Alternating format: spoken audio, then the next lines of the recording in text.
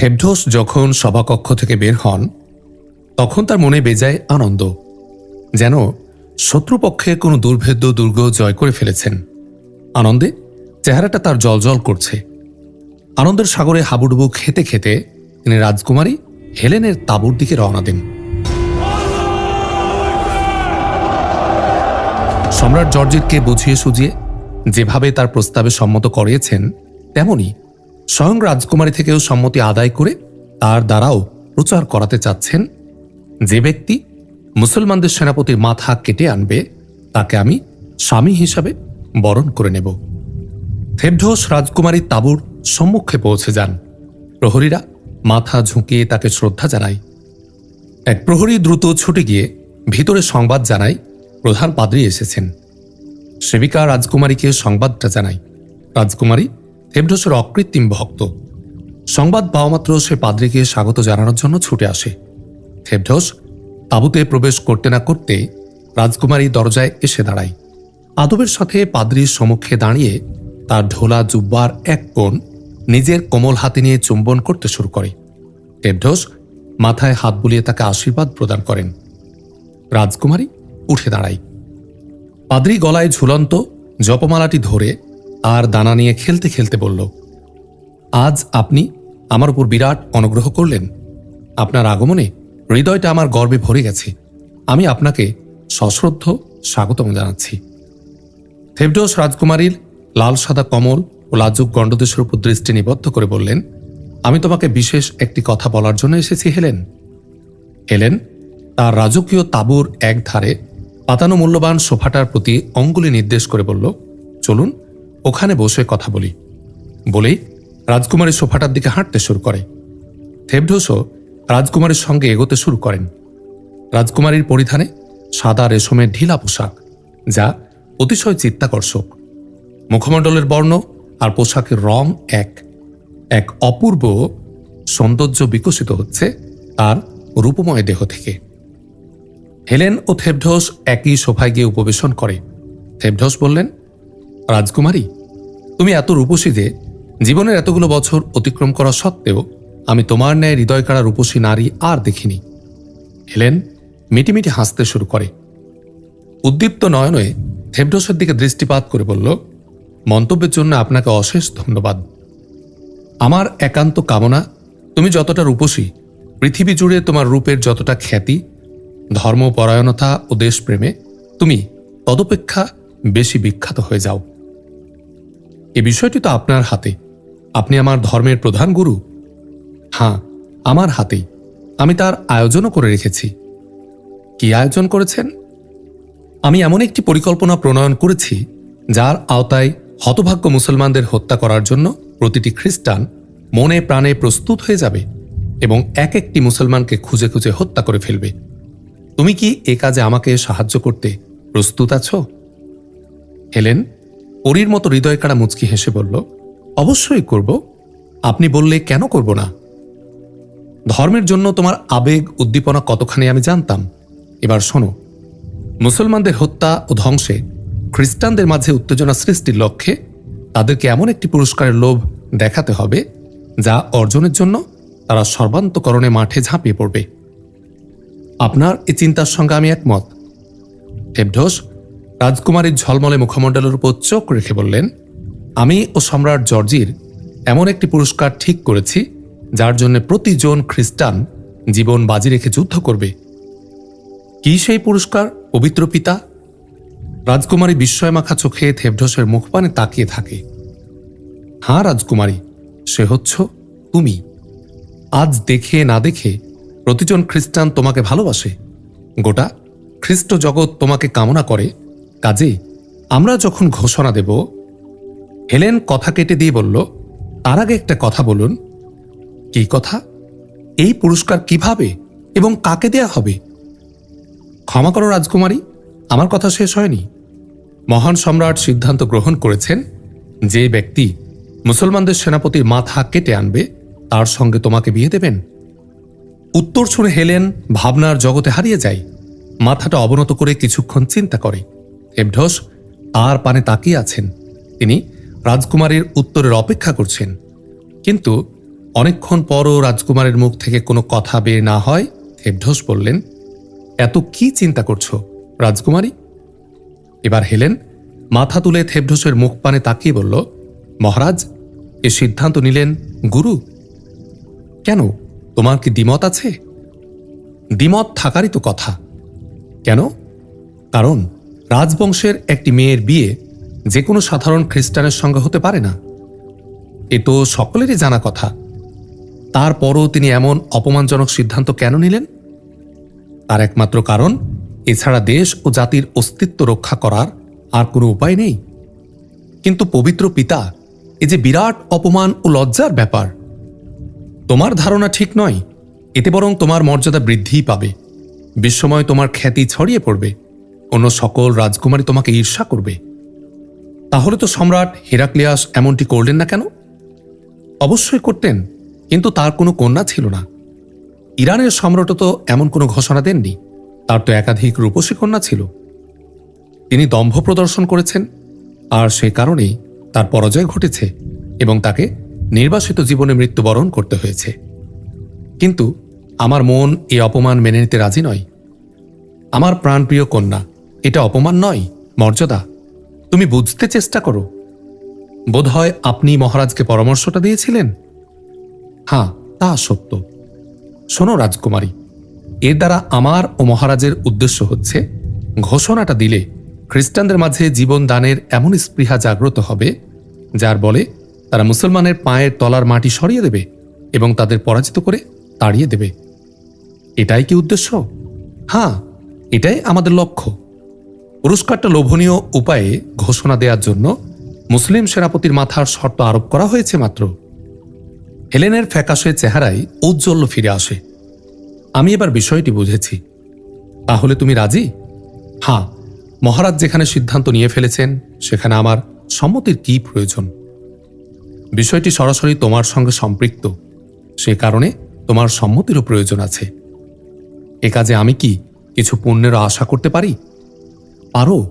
খোদার দরবারে অনেক পুণ্য পাবে হেলেন। তাহলে আমি সম্মত। প্রধান পাদ্রী থেবঢোসের চেহারাটা জলজল করে ওঠে। তিনি খুশিতে আটখানা হয়ে বললেন, এবার মুসলমানদের আর রক্ষে নেই। খ্রিস্টানরা প্রাণপাত লড়াই করে জয়ী হয়েই তবেই ঘরে ফিরবে। যীশুখ্রিস্ট এমনই যেন করেন। এখন আগামীতে যে যুদ্ধ হবে তাতে তোমাকে অংশগ্রহণ করতে হবে। আমি সানন্দ চিত্তে অংশগ্রহণ করব। থেবঢোস উঠে দাঁড়ান। রাজকুমারী রীতি অনুযায়ী তার জুব্বায় চুমু খায়। থেবঢোস রাজকুমারী হেলেনকে আশীর্বাদ প্রদান করে তাঁবু থেকে বেরিয়ে যান। হেলেনের তাঁবু থেকে বের হয়ে থেবঢোস একদিকে হাঁটতে শুরু করেন। অনেকখানি পথ অতিক্রম করে একটা আলিশান তাঁবুতে প্রবেশ করেন। তাঁবুর ভিতরটা রাজকীয় সরঞ্জামে সজ্জিত। একধারে এক সোফায় সালোয়ানুস উপবিষ্ট। তাঁবুটা সালোয়ানুসের। সালোয়ানুস প্রধান পাদ্রী থেবঢোসকে দেখা মাত্র তার সম্মানার্থে উঠে দাঁড়ায় এবং দ্রুত পায়ে কাছে গিয়ে কুর্নিশ করার জন্য এতটা অবনত হয় যে তার মাথা মাটির সঙ্গে মিশে যায়। কুর্নিশ করে উঠে দাঁড়িয়ে সালোয়ানুস থেবঢোসের জুব্বায় চুমু খেয়ে বলল, আমার সৌভাগ্য যে হুজুর আমার তাঁবুতে আগমন করেছেন। তোমাকে এক নজর দেখতে এবং তোমার খবরাখবর জানতে এলাম। এ আমার বিরাট সৌভাগ্য। থেবঢোস কয়েক পা হেঁটে সালোয়ানুস যে সোফাটায় বসা ছিল সেটাতে গিয়ে বসেন। সালোয়ানুস পার্শ্বের একটা চেয়ারে বসে পড়ে। থেবঢোস জিজ্ঞেস করেন, বলো, রাজকুমারীর ব্যাপারে এখন তোমার মনোভাব কি? তার ভালোবাসা আমার শিরায় শিরায় প্রবাহিত হচ্ছে। তাকে না পেলে আমি বাঁচব না। বিষয়টি অসম্ভব মনে হচ্ছে। ভালো হতো যদি তুমি তাকে ভুলে যেতে। অনেক চেষ্টা করেছি, ভুলতে পারিনি। কিন্তু রাজকুমারীকে অর্জন করা সহজ হবে না। আমি জানি, তবে তাকে পাওয়ার জন্য আমি জীবন দিতেও প্রস্তুত আছি। বুঝো, জীবনের বাজি লাগানো ছাড়া প্রেমে সফল হওয়া যায় না। কিন্তু বুঝি, আপনি থাকতে আমার নিরাশ হওয়ার কোনো কারণ নেই। তোমার ব্যাপারটা নিয়ে আমি ভাবি। আমি জানি হুজুর আমার জন্য চেষ্টা ত্রুটি করছেন না। হঠাৎ কি মনে করে যেন সালোয়ানুসের চেহারাটা উদ্দীপ্ত হয়ে ওঠে। জিজ্ঞেস করে, আচ্ছা হুজুর, মহারাজের কাছে কখনো আমার প্রসঙ্গ উত্থাপন করেছিলেন কি? তোমার প্রসঙ্গ? তা তোমার ধারণা কি? আমার ধারণা হুজুর অবশ্যই মহারাজের নিকট আমার প্রসঙ্গ তুলেছেন। এটা তোমার সুধারণা। সফলতা সুধারণার পথ ধরেই অর্জিত হয়। আপনার প্রতি আমার কি পরিমাণ ভক্তি ও শ্রদ্ধাবোধ রয়েছে তা বলে বোঝাতে পারবো না। আমি জানি, আর সে কারণেই আমি তোমার জন্য চেষ্টা চালিয়ে যাচ্ছি। তা হুজুর, মহারাজ আমার সম্পর্কে কি বলেছেন?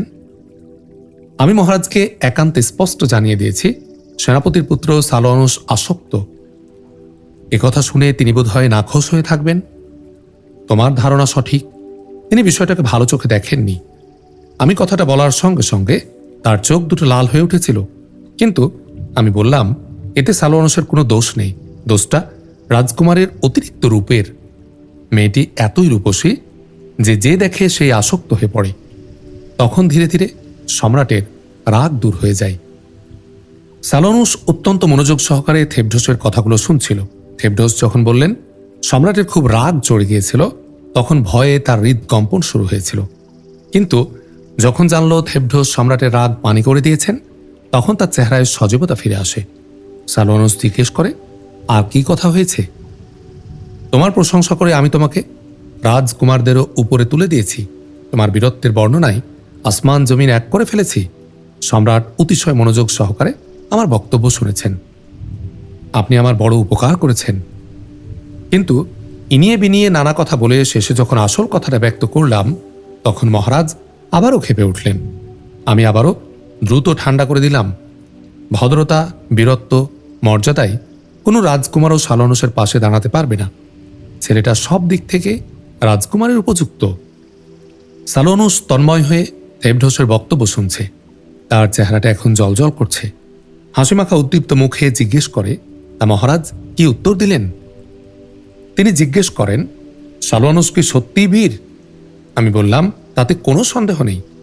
মহারাজ জিজ্ঞেস করেন, আমি তার পরীক্ষা নিয়ে দেখব। আমি ভয় পেয়ে গেলাম মহারাজ আবার কি পরীক্ষা নেন, তাই আমি আর কোনো কথা বললাম না। সালোয়ানুস বলে উঠে, তা আপনি কেন বললেন না সালোয়ানুস যে কোনো পরীক্ষা দিতে প্রস্তুত? থেবঢোস গভীর চোখে সালোয়ানুসের প্রতি দৃষ্টিপাত করে বললেন, এটা কি বাস্তব? সালোয়ানুস বুকে চাপড় মেরে বলল, বিলকুল, নিঃসন্দেহে এটা আমার বাস্তব দাবি। বিশ্বাস না হয় তো আপনি পরীক্ষা করে দেখুন। বলুন কি করব? তাহলে আমি ভুল বলিনি। আপনি কি বলেছেন? এই তো বলেছি, সালোয়ানুস যে কোনো পরীক্ষার জন্য প্রস্তুত। বেশ বলেছেন, আপনাকে অশেষ ধন্যবাদ। মহারাজ বলেছেন, আমি সালোয়ানুসকে পুত্রের মর্যাদা দিতে প্রস্তুত আছি, তবে শর্ত হচ্ছে তাকে মুসলিম বাহিনীর সেনাপতির মাথা কেটে আনতে হবে। কথাটা শোনা মাত্র সালোয়ানুসের মুখটা বিবর্ণ হয়ে যায়, মাথাটা নুয়ে পড়ে। এতক্ষণকার সব হম্বিতম্বি হঠাৎ পানি হয়ে যায়। তার মাঝে যে জোশ ও বীরত্ব জন্ম নিয়েছিল সব নেতিয়ে যায়। খানিক পর মাথাটা উপরে তুলে ক্ষীণ স্বরে বলল, মুসলমানদের সেনাপতির মাথা কেটে আনতে হবে? কেন, ভালোবাসার জজবা পানি হয়ে গেল নাকি? হুজুর বোধহয় ভেবে দেখেননি মুসলমানদের সেনাপতির মাথা কেটে আনা সহজ নয়। পরীক্ষা সাধারণ ও সহজ কাজের নেওয়া হয় না। তুমি সাহস হারিও না, আশাহত হও না। খোদা ও যিশুর নিকট প্রার্থনা করো। বিচিত্র কি যে শেষ পর্যন্ত তুমিই সফল হবে? অসম্ভব। আপনি জানেন না মুসলমান কোন ধাতুর তৈরি। একজন সাধারণ মুসলমানও লোহার তৈরি। হতভাগারা যেন মরতেই জানে না, আর সেনাপতি তো রীতিমতো সীসার তৈরি। তার সম্মুখে যাওয়া এবং তাকে হত্যা করে তার মাথা কেটে আনা এতই কঠিন কাজ যে কাজটা বাঘের সম্মুখে গিয়ে তার গোফের লোম তুলে আনার সমান। সালোয়ানুসের এই প্রতিক্রিয়ায় থেবঢোস বেজায় অসন্তুষ্ট হন। তিনি বললেন, যদি জানতাম তুমি এত কাপুরুষ, তাহলে কখনো আমি তোমার ব্যাপারটায় সম্পৃক্ত হতাম না। কিন্তু হুজুর, চিন্তা করে দেখুন, আপনি আমাকে পুরোপুরি মৃত্যুর মুখে ঠেলে দিচ্ছেন। তুমি যতটা শক্ত মনে করছো, আসলে কাজটা অত শক্ত নয়। তুমি ৫,০০০ পরীক্ষিত ও সাহসী যোদ্ধা নিয়ে মুসলিম সেনাপতির বাহিনীর উপর আক্রমণ করে তাদের সারিগুলো ছিন্ন ভিন্ন করে ফেলবে। পরে সেই ঘোর বিশৃঙ্খল পরিস্থিতিতে তুমি পেছন থেকে আঘাত হেনে সেনাপতির মাথাটা কেটে নিয়ে আসবে। না, আপনি যাই বলুন না কেন, এটা সম্ভব নয়। মুসলমানদের হাজার হাজার চোখ থাকে। তারা সামনে পেছনে ডানে বাঁয়ে সব দিকে সমান দেখে। তাই এ কাজ আমার সাহস ও সাধ্যের অতীত। তাহলে তো তোমাকে রাজকুমারীর ভাবনা ত্যাগ করতে হবে। সাহস করে ময়দানে অবতীর্ণ হলে আমার আশীর্বাদও তো তোমার সঙ্গে হতো। তবে অভিশাপ দিয়ে আপনি মুসলিম সেনাপতিকে মেরে ফেলছেন না কেন?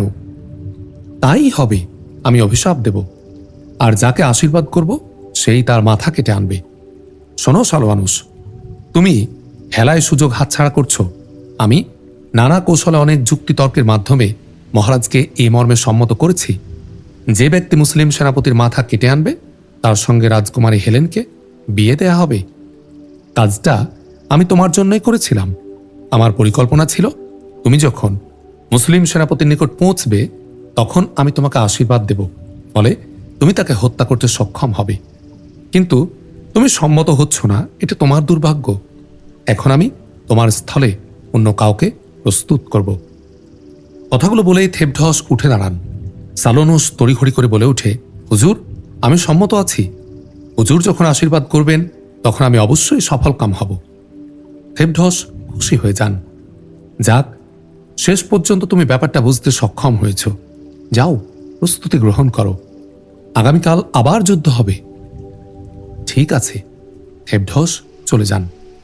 সালোয়ানুস বসে ভাবনার সাগরে হাবুডুবু খেতে শুরু করে। খ্রিস্টানরা এখনও মুসলমানদের 3 গুণেরও বেশি, তবু কেন তারা আর রণাঙ্গনে আসছে না ভেবে মুসলমানরা হতবাক। তাহলে কি তারা ভয় পেয়ে গেল? তবে তারা কোনো না কোনো চক্রান্তের জাল বুনছে, সে ব্যাপারে মুসলমানরা নিশ্চিত। কাজে প্রতিটি মুহূর্ত তাদের সজাগ ও সচেতন থাকতে হচ্ছে। খ্রিস্টান বাহিনী জেনে গেছে জাবিলার পরাজিত শাসনকর্তা আরসানুস কতিপয় সৈন্যসহ মুসলমানদের সঙ্গে এসেছে। তাই তারা তাকে ও তার বাহিনীকে দেশ জাতির বিশ্বাসঘাতক বলে অভিহিত করছে। আরসানুসের সঙ্গীরা সংখ্যায় সামান্য, মাত্র 250। তাদের পোশাক সাধারণ আফ্রিকান খ্রিস্টানদের চেয়ে খানিকটা ভিন্ন, তাই তাদের চিনতে মুসলমানদের সমস্যা হচ্ছে না। একদিন নিজ তাঁবু থেকে সেনাপতি আবদুল্লাহ ইবনে সাআদের তাঁবুর দিকে যাওয়ার পথে সরোয়ার একই স্থানে 2 জন খ্রিস্টানকে সন্দেহজনক অবস্থায় দাঁড়িয়ে থাকতে দেখে। সরোয়ার আরবিতে জিজ্ঞেস করে, তোমরা কারা? তারাও আরবি জানে। তারা হঠাৎ হতচকিত হয়ে ভয়ার্ত চোখে সরোয়ারের প্রতি তাকায়। একজন বলল, আমরা জাবিলার বাসিন্দা। সরোয়ারের সন্দেহ বেড়ে যায়। বলল, কিন্তু তোমাদের পোশাক তো জাবিলা লোকদের চেয়ে ভিন্ন। সন্দেহভাজন খ্রিস্টান 2 জন থতমত খেয়ে যায়। নিজেদের পোশাকের দিকে তাকায়। আসলেই তাদের পোশাক জাবিলার খ্রিস্টানদের অনুরূপ নয়। তাদের চেহারা ফ্যাকাশে হয়ে যায়। তথাপি একজন বলল, আমাদের পোশাক ময়লা হয়ে যাওয়ায় 2 জন মৃত সৈনিকের পোশাক পরে এসেছি। সরোয়ার তাদের পোশাকের প্রতি গভীর দৃষ্টিতে চোখ বুলিয়ে বলল, কিন্তু এগুলো নিহত খ্রিস্টানদের পোশাক হলে এতে রক্তের দাগ থাকত। তোমাদের পোশাকে তো তেমন কিছুই দেখছি না, কারণ কি? এবার লোক দুটির চেহারার রং আরও পরিবর্তন হয়ে যায়, বিবর্ণ হয়ে যায়। তারা চোখে সর্ষে ফুল দেখতে শুরু করে। সরোয়ারের প্রশ্নের কোনো সদুত্তর দিতে ব্যর্থ হয়। সরোয়ার ধরে নেয় এরা শত্রুর গুপ্তচর, কিন্তু শুধু সন্দেহের ভিত্তিতে তাদের গ্রেফতার করা সমীচীন মনে করল না। বলল, আচ্ছা, তোমরা আমার সঙ্গে আরসানুসের নিকট চলো। আরসানুসের নাম শুনে তাদের দেহে রক্ত শুকিয়ে যায়। পরস্পরে মুখ চাওয়াচাই করতে শুরু করে, কিন্তু আদেশ পালন না করে তো উপায় নেই। তারা সরোয়ারের সঙ্গে হাঁটতে শুরু করে। সরোয়ার তাদেরকে আরসানুসের তাঁবুতে নিয়ে যায়। আরসানুস এখন সরোয়ারকে ভালোভাবেই জানে। সে খুব আগ্রহের সঙ্গে সরোয়ারকে স্বাগত জানায়। সরোয়ার খ্রিস্টান লোক দুটির প্রতি ইঙ্গিত করে জিজ্ঞেস করে, এরা কি আপনার বাহিনীর সৈনিক? আরসানুস লোক দুটিকে গভীরভাবে পরীক্ষা করে বলল, না। কেন? এরা আমার বাহিনীর সদস্য হওয়ার দাবি করছে নাকি? হ্যাঁ। তাহলে এরা গুপ্তচর, ধরা খেয়ে মিথ্যা বলে জীবন রক্ষা করার চেষ্টা করছে। ঠিক আছে, আমি এদেরকে সেনাপতির নিকট নিয়ে যাচ্ছি। চলুন, আমিও যাব। সরোয়ার ও আরসানুস খ্রিস্টান 2 জনকে নিয়ে আবদুল্লাহ ইবনে সাআদের তাঁবুতে পৌঁছায়। তিনি তখন একাকী নিজ তাঁবুর সম্মুখে কম্বল পেতে বসে কতগুলো তীর উলটপালট করে দেখছিলেন। তিনি সহস্র মুখে তাদের স্বাগত জানান। সরোয়ার সালাম দিয়ে সেনাপতির সম্মুখে গিয়ে দাঁড়ায়। সেনাপতি সালামের উত্তর দিয়ে তাদের বসতে বললেন। সরোয়ার ও আরসানুস বসে পড়ে আর ধৃত খ্রিস্টান 2 জন দাঁড়িয়ে থাকে। আবদুল্লাহ ইবনে সাআদ সরোয়ারকে উদ্দেশ্য করে বললেন, কেন এসেছ? এ খ্রিস্টান 2 জন কারা? সরোয়ার উত্তর দেয়, এটা জর্জিরের গুপ্তচর। বলে এসে সেনাপতিকে ঘটনার ইতিবৃত্ত শোনায়। আব্দুল্লাহ ইবনে সাদ সব শুনে বললেন, খ্রিস্টানগণ, স্বীকার করে নাও তোমরা গুপ্তচর। এক খ্রিস্টান বলল, স্বীকার করছি আমরা গুপ্তচর, তবে আপনি যদি আমাদের জীবন রক্ষার প্রতিশ্রুতি প্রদান করেন তাহলে আপনাকে এমন একটি তথ্য দেব যা আপনার জন্য খুবই গুরুত্বপূর্ণ এবং যা জানা আপনার একান্ত জরুরি। যদি তেমন কোনো বিষয় থাকে তাহলে আমি ওয়াদা করছি তোমাদের মুক্ত করে দেব, তবে শর্ত থাকবে তোমরা আর গুপ্তচর বৃত্তি করবে না। ঠিক আছে, আমরা রাজি, বলো কি সে তথ্য। সম্রাট জর্জির তার বাহিনীতে ঘোষণা করেছেন, যে ব্যক্তি মুসলিম সেনাপতির মাথা কেটে আনবে তার সঙ্গে রূপসী কন্যা হেলেনকে বিয়ে দেবেন। যেহেতু রাজকুমারী হেলেন অনুপমা সুন্দরী এবং অনেক রাজকুমার সহ বহু খ্রিস্টান তার প্রেমে মতোয়ারা, তাই এই ঘোষণার পর তাকে পাওয়ার আশায় খ্রিস্টানরা জীবনের বাজি লাগিয়ে যুদ্ধ করবে। আব্দুল্লাহ ইবনে সাদ স্মিত হেসে বললেন, রাজকুমারীর বিয়ের প্রলোভন দেখিয়ে খ্রিস্টানদেরকে যুদ্ধ করার জন্য উত্তেজিত করা হয়েছে। এ তো অত্যন্ত নির্লজ্জতা ও কাপুরুষতার পরিচয়। যা হোক, তোমাদের এই তথ্যটি অনেক গুরুত্বপূর্ণ, তাই আমি আমার ওয়াদা পূরণ করছি। যাও, আমি তোমাদেরকে ছেড়ে দিলাম। গুপ্তচরদ্বয় আনন্দে আত্মহারা হয়ে আদবের সঙ্গে অবনত হয়ে সালাম করে সেখান থেকে চলে যায়। সরোয়ার ও আরসানুস আপনা আপন অবস্থানে ফিরে যায়। এদিন আসর নামাজ আদায় করে সেনাপতি আব্দুল্লাহ ইবনে সাদ তাঁবুতে ফিরে এসে দেখেন ইবনে ওমর, ইবনে আব্বাস, ইবনে জাফর, হাসান, হোসাইন তার অপেক্ষায় বসে আছেন। ইবনে ওমর বললেন, মাননীয় সেনাপতি, আজ দুজন গুপ্তচর গ্রেপ্তার হয়ে আপনার নিকট আনিত হয়েছিল। হ্যাঁ, তারা আমাকে বিস্ময়কর এক তথ্য দিয়েছে। ইবনে আব্বাস বললেন, সে বিস্ময়কর তথ্যটি হচ্ছে, জর্জির ঘোষণা দিয়েছেন যে ব্যক্তি মুসলিম সেনাপতির মাথা কেটে আনবে তার সঙ্গে তার রূপসী কন্যাকে বিয়ে দেবেন। তাই? ইবনে জাফর বললেন, কিন্তু আপনি বিষয়টিকে কোনো গুরুত্ব দেননি। ব্যাপারটা আমার কাছে অত্যন্ত হাস্যকর মনে হয়েছে। হযরত হাসান বললেন, আমিও বিষয়টাকে অতিশয় হাস্যকর এবং যার পর্ণায় কাপুরুষতা আত্মমর্যাদা পরিপন্থী মনে করি। যেমন আজব দেশ, তেমন আজব দেশের মানুষগুলোর স্বভাব চরিত্র। কিন্তু আপনি বোধহয় একটা বিষয় গভীরভাবে ভেবে দেখেননি। জর্জিরের এই ঘোষণায় খ্রিস্টানদের যুদ্ধের স্পৃহা বহু গুণ বেড়ে গেছে। খ্রিস্টানদের সাহস বাড়ানোর লক্ষ্যে জর্জির এই ঘোষণাটা দিয়েছে সে আমি জানি। ইবনে ওমর বললেন, আপনি ঠিক বলেছেন, কিন্তু ঘোষণার আরও তাৎপর্য আছে। থাকতে পারে, কিন্তু তোমরা বিষয়টাকে এত গুরুত্ব দিচ্ছ কেন? ইবনে আব্বাস বললেন, বিষয়টি অতিশয় গুরুত্বপূর্ণই বটে। তোমরা চিন্তা করো না, আল্লাহর উপর ভরসা রাখো, তিনি যা ভালো তাই করবেন। ইবনে জাফর বললেন, তা ঠিক, কিন্তু তিনি তো সাবধানতা অবলম্বন করারও আদেশ দিয়েছেন। যুদ্ধের ময়দানে যতটুকু সাবধান থাকা যায় আমি অবলম্বন করব। হযরত হাসান বললেন, আমাদের একটি পরামর্শ আছে, যুদ্ধের সময় আপনি ময়দানে অবতীর্ণ হবেন না। সেনাপতি আব্দুল্লাহ ইবনে সাদ বিস্ময় মাখা চোখে সকলের প্রতি তাকিয়ে বললেন, এটা কি তোমাদের সকলের পরামর্শ? সবাই এক বাক্যে বলে ওঠেন, জি, এই পরামর্শ আমাদের প্রত্যেকের। কিন্তু তোমাদের এই পরামর্শ যথাযথ নয়। ইবনে জাফর বললেন, কেন? আমি যদি হাত পা গুটিয়ে চুপচাপ বসে থাকি তাহলে আমি আল্লাহর নিকট কি উত্তর দেব? তাছাড়া আমি জিহাদের সব থেকে বঞ্চিত হয়ে যাব না? আপনি যখন রণাঙ্গনে উপস্থিত আছেন তখন জিহাদের সব থেকে বঞ্চিত হবেন না। এছাড়া এর জন্য আপনাকে কোনো জবাবদিহিতাও করতে হবে না। কিন্তু তোমরা যুদ্ধ করবে আর আল্লাহ দেখবেন আমি তোমাদের পেছনে হাত পা গুটিয়ে বসে আছি, তখন আমি লজ্জা পাব। আমার বংশের জন্য এটি এক কলঙ্কময় অধ্যায় হয়ে থাকবে। ইবনে জাফর বললেন, আপনি নিজ থেকে তো আর এমনটি করছেন না, বরং আমরা আপনাকে বাধ্য করছি। তাহলে এটাই তোমাদের পরামর্শ?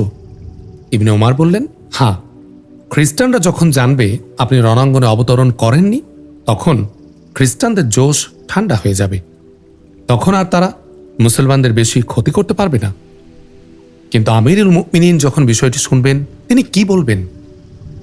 হযরত হাসান বললেন, আমিরুল মুমিনিন আদেশ দিয়েছেন গুরুত্বপূর্ণ বিষয়ে মজলিসে শুরার অধিক সংখ্যক সদস্য যে প্রস্তাবের উপর অভিমত ব্যক্ত করবে সে অনুসারে সিদ্ধান্ত নিতে হবে।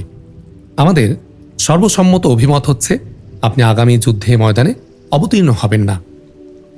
ঠিক আছে, আমি তোমাদের সর্বসম্মত পরামর্শ মেনে নিলাম। ইবনে ওমর বললেন, আমরা এজন্যই এসেছিলাম, আগামীকাল খ্রিস্টানরা ময়দানে অবতীর্ণ হবে। হ্যাঁ, আমারও তাই ধারণা। তোমরা প্রস্তুত থাকো। ঠিক আছে। সকলে উঠে চলে যায়। অল্প সময়ের মধ্যে সমগ্র খ্রিস্টান বাহিনীতে দাবানলের মতো ঘোষণা ছড়িয়ে পড়ে, যে ব্যক্তি মুসলিম সেনাপতির মাথা কেটে আনবে, সম্রাট জর্জির তার সুন্দরী কন্যা হেলেনকে তার সঙ্গে বিয়ে দেবেন। এ ঘোষণায় একজন সাধারণ সৈনিক থেকে শুরু করে উচ্চপদস্থ অফিসার পর্যন্ত প্রত্যেকের অন্তরে আনন্দের বাণ বইতে শুরু করে। প্রতিজন খ্রিস্টান মনে মনে প্রতিজ্ঞা নিয়ে ফেলে রাজকুমারীকে অর্জন করার জন্য প্রাণপণ চেষ্টা চালাবে। এই ঘোষণা খ্রিস্টানদের মাঝে সীমাহীন জোশ ও উদ্যম জাগিয়ে তোলে। কাপুরুষ আনাড়ি সৈনিকরাও হঠাৎ দুঃসাহসী বীর হয়ে ওঠে। প্রত্যেকে নিজ নিজ অস্ত্র বর্ম ইত্যাদি দেখে শুনে ঠিকঠাক করতে শুরু করে। তারা যুদ্ধের জন্য সকল প্রস্তুতি সম্পন্ন করে অপেক্ষার প্রহর গুনতে থাকে। পরদিন রাত পোহাবা মাত্র জর্জিরের বাহিনীতে চাঞ্চল্য শুরু হয়ে যায়। সৈনিকগণ প্রাতকার্যাদি সম্পাদন করে অস্ত্র সজ্জিত হয়ে রণাঙ্গনে গিয়ে হাজির হতে শুরু করে। প্রতিটি ইউনিটের কমান্ডারগণ রীতিমতো প্রতিযোগিতা অবতীর্ণ হয়েছে, আর আগে কে গিয়ে সকলের সম্মুখে অবস্থান গ্রহণ করবে, যাতে মুসলিম সেনাপতির মাথা কেটে আনতে সক্ষম হয়। তারা অতি অল্প সময়ের মধ্যে ঝটপট সারিবদ্ধ হয়ে বিন্যস্ত হয়ে যায়। ডান বাম পশ্চাৎ অন্তর ঠিক করে ফেলে। সম্রাট জর্জিরও মধ্যস্থলে এসে দাঁড়িয়ে যান। তার সুন্দরী কন্যা হেলেনও একটি ঘোড়ায় চড়ে তার পার্শ্বে এসে দাঁড়ায়। পিঠে ক্ষুদ্র একটি ঢাল, ঢালের সঙ্গে একটি রূপার তুন বাঁধা, কোমরে ঝুলছে ছোট্ট একটি তরবারি। হেলেন রাজকুমারী, রাজার কন্যা, কিন্তু এই মুহূর্তে মেয়েটি হুরের মতো ভাব নিয়ে দাঁড়িয়ে আছে। তার রূপের ছটায় চারদিক আলো ছড়িয়ে পড়ছে।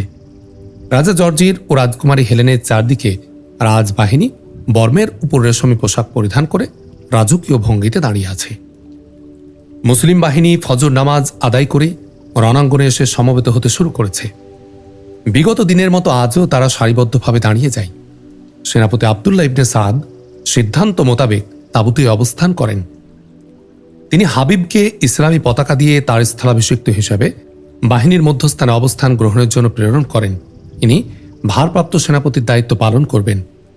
খ্রিস্টান বাহিনীতে সুরেলা শব্দে সামরিক ডঙ্কা বাজতে শুরু করেছে। আজ প্রতিজন খ্রিস্টানি বীর সৈনিক, সবাই যেন সকলের চেয়ে দুঃসাহসী যোদ্ধা। তাদের হৃদয়ে উদ্দীপনার জোয়ার বইছে। প্রত্যেকে মুসলিম সেনাপতির মাথা কেটে রাজার পায়ে অর্পণ করার জন্য প্রস্তুত।